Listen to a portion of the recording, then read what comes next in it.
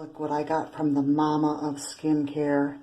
Babs, what a lovely present.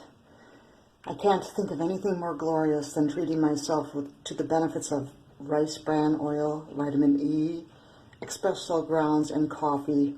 And I know it's going to make my skin feel like silk.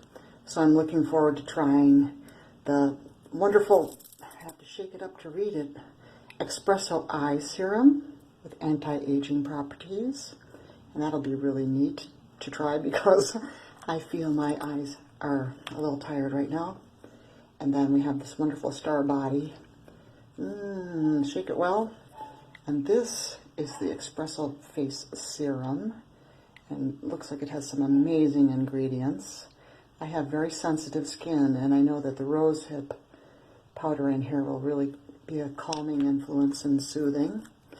We have the fabulous, this is anti-aging facial scrub and mask, and it's very wonderfully rich, luxurious. So I'm looking forward to trying that tomorrow. I might even grace you with a picture of that. So stay tuned for more, but thank you, Babs. That was so delightful to receive that great present.